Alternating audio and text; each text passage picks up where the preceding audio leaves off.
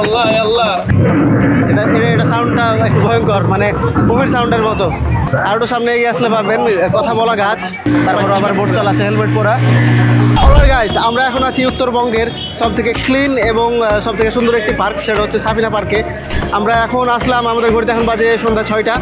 এখন প্রায় সূর্য অস্ত যায় আর এই টাইমে ক্রাউড একটু কম।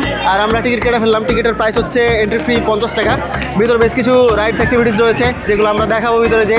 আর যদি পারা যায়, যদি সন্ধ্যার পরে পার্ক অন থাকে, তাহলে এই লাইটিং করার পরে যে ভিউটা দেয় সেটা দেখাবো। আসুন চলেন যাই ভিতরে।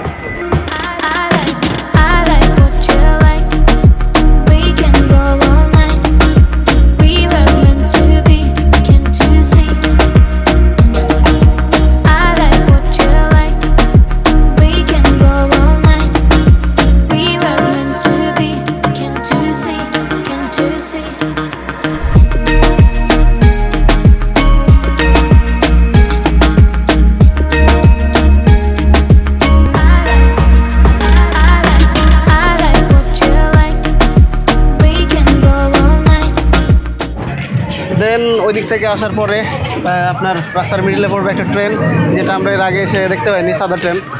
ডাইনোসর বেশ কয়েকটা আছে, আশা করছি।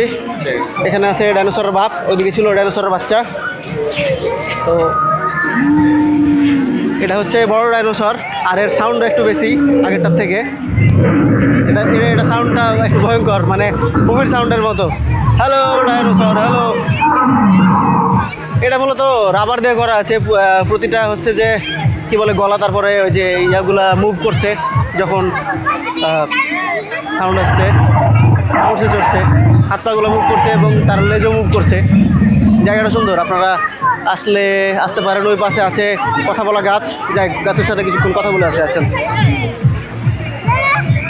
আর একটু সামনে এগিয়ে আসলে পাবেন কথা বলা গাছ, যেই গাছ প্রতিনিয়ত কথা বলে যাচ্ছে ইংলিশে। আর এই পাশে লাগা আছে অ্যাকচুয়ালি একটি মাইক, যেটার মাধ্যমে এটার ভয়েস শোনা যাচ্ছে।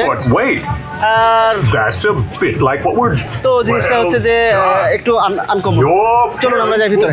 তার একটু আগে আসলে আমরা দেখতে পাবেন স্পিড বোর্ড। তবে এই জায়গাটা আমরা যখন আমাদের গ্রিন ভ্যালি পার্ক গেছিলাম রাজশাহী, তো ওইটা থেকে এই জায়গাটার কি বলে লেন্থ বেশি। এটা অনেক বড়, অনেকটুকু জায়গা নিয়ে এটা করা হয়েছে। আর এখানে স্রোতও মোটামুটি আছে। তবে গ্রিন ভ্যালিতে আমার যেটা মনে হয় যে অনেক স্পিড বোর্ডের স্পিডটা অনেক বেশি ছিল, এখানে মনে হলো যে কম ওইটার থেকে। এখন আর 2-1 রাউন্ড দিলে বুঝতে পারবো, অথবা আমরা উঠলে বুঝতে পারবো যে আসলে এটার স্পিড কেমন। আশা করা যায় স্পিড ভালোই হওয়ার কথা। আর কিন্তু এটার হচ্ছে যে রাউন্ড শেপ যেই লেন্থটা, সেটা অনেক বেশি। আশা করা যায় এখানে ভালো বেশি লাগবে তুলনামূলক গ্রিন ভ্যালির থেকে বেশি। আমরা স্পিড বোর্ডের কাউন্টারে এখানে আসলাম। তবে এখানে যা দেখছি যে মোটামুটি 50 জন সিরিয়ালের জন্য দাঁড়িয়ে আছে। এখানে মেইন প্রবলেমটা হচ্ছে বোট এখানে একটাই, আর মানুষজন হয়ে গেছে অনেক বেশি। দেখতে পাচ্ছেন একটাই বোট, তারপর আবার বোট চালাচ্ছে হেলমেট পরা। আর বিষয় যেটা হচ্ছে যে ওই জায়গাটাই আমি দেখাতে পাচ্ছি না ক্যামেরায়, ওই জায়গায় বিশাল বড় সিরিয়াল বলতে আমার মনে হয় যে 20-30 জন এখনও ওয়েটিংয়ে আছে ওঠার জন্যে। বোট আরও বেশি দিলে হয়তো এখানে ভালো হতো, তবে এখানে এই জিনিসটাই গ্যাদারিং করে ফেলেছে। স্পিড বোর্ডে এক্সট্রিম লেভেলের গ্যাঞ্জাম, ওখানে অনেক সিরিয়াল। আর টিকিট কাউন্টারে যা দেখি, টিকিট কাউন্টারে যে পার্সন সেও নাই। দেন আমরা একটু সামনে এগিয়ে আসলে আপনারা দেখতে পাবেন হাতের ডান দিকে একদিকে পড়বে স্পিড বোর্ড, আর বাম দিকে পড়বে হচ্ছে আপনার ওই যে পা চালিত যে বোর্ডগুলো আছে সেগুলা। তো আমরা ওখানে আসলাম, দেখি এখানে আমরা উঠবো। আর এই পাশে আছে কিছু ফুচকার দোকান আর ঝর্ণা টর্না কিছু আছে। তো চলুন যাওয়া যাক, দেখি ওইদিকে পা চালিত যে বোর্ডগুলো আছে সেগুলো পাই কিনা, নাকি সেগুলো বুক।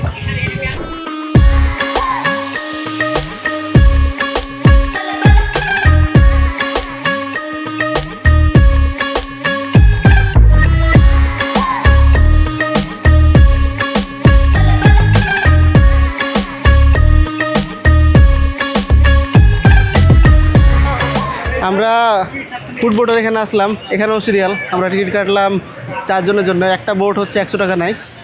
আর এখানে বোট সবগুলোই পানিতে। তো সিরিয়াল চলছে, ওখানে হয়তো বা 95 সিরিয়াল চলছে, আমাদের হচ্ছে 98 সিরিয়াল। আর 2টা বা 3টা বোট ছাড়ার পরে বা ঘাটে আসার পরে দেন আমরা উঠতে পারবো। তো দেখা যাক কতটুকু ফুটেজ নিতে পারি। বোট আসলে দেন আবার আসছি ক্যামেরায়।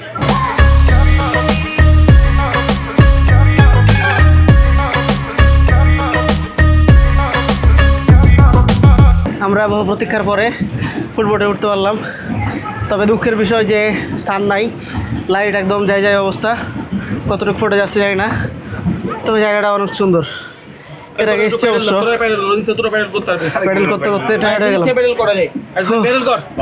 সাইন যে এত কি বলবো যে অকর্মা, কোনো কাজই করতে যায় না। এই যে ফয়সাল কত সুন্দর প্যাডেল করছে, মেহেদিও করছে, আর সাইন খালি মানে মেয়েদের সাথে কথা বলা, ছবি তোলা নিয়ে ব্যস্ত, বুঝি না। আল্লাহ আল্লাহ, না না হয়নি।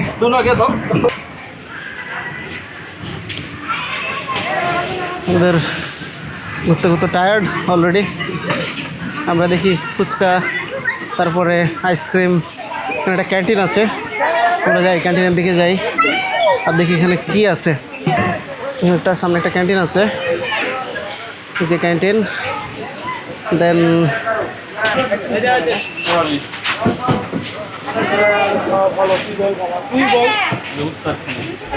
আরেকটা জায়গা আসলে এখানে দেখতে পাবেন টয় ট্রেন, যে ট্রেনটা আমার খুব ভালো লাগে। এখানে সব ছোটো ছোটো বাচ্চা কাচ্চা আর বড়ো মানুষ আছে এখানে।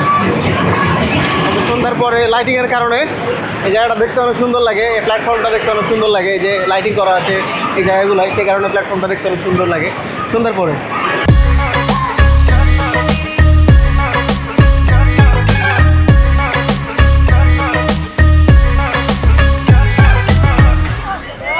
আর সাফিনা পার্কের লাস্টের দিকে যে লাস্ট গেট আছে, সেখানে আসলে দেখতে পাবেন এখানে কিছু রাইডস আছে। ওখানে ওইদিকে আছে নৌকা, এইদিকে আছে নাগরদোলা। তবে নাগরদোলাটা মোটামুটি মিডিয়াম, খুব ছোটো না খুব বড়ো না, মিডিয়াম সাইজের।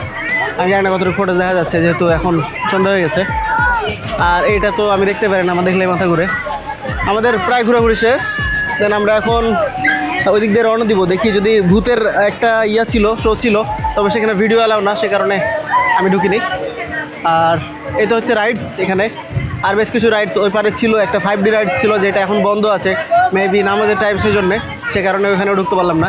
এখন দেখি ওই পাশে যাই, যদি কিছু পাইতে পারলাম, না পেলে আমরা রওনা দিব ওখান থেকে। চলুন যাওয়া যাক সামনের দিকে।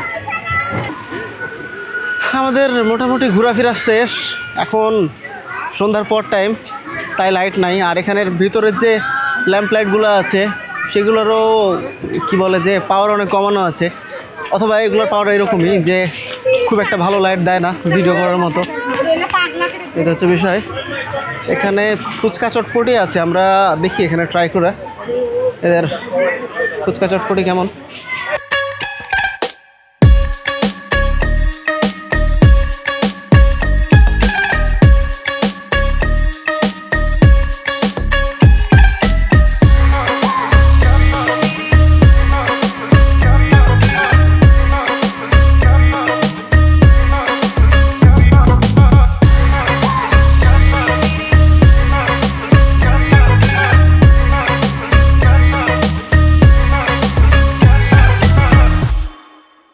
ওকে, তো আমরা পার্ক থেকে বের হলাম, এখন আমরা রওনা দেবো বাড়ির উদ্দেশ্যে। এখন আমাদের ঘড়িতে প্রায় সন্ধ্যা 4:30 বা 5:45। এখন এই জায়গাতে এক্সট্রিম লেভেলের ক্রাউড, কারণ এখানে বাইরে মেলার মতো বেশ কিছু এই যে বাচ্চাদের খেলনার জিনিসপাতি আছে। দেন এই পাশে একটা হোটেল আছে, বড় হোটেল, যেটার নাম হচ্ছে আনোয়ার চাইনিজ হোটেল, যেটা এখানে খাইনি যায় না এখানকার খাবার দাবার কেমন হবে। তো ফাইনালি আমরা বেরোলাম পার্ক থেকে, এখন আমরা রওনা দেবো বাসার উদ্দেশ্যে। তো আমাদের ভিডিওটা এখানে শেষ করতে হচ্ছে, দেখা হচ্ছে নেক্সট কোনো ভিডিওতে বা ব্লগে। ততক্ষণ সবাই ভালো থাকবেন, সুস্থ থাকবেন, আল্লাহ হাফেজ।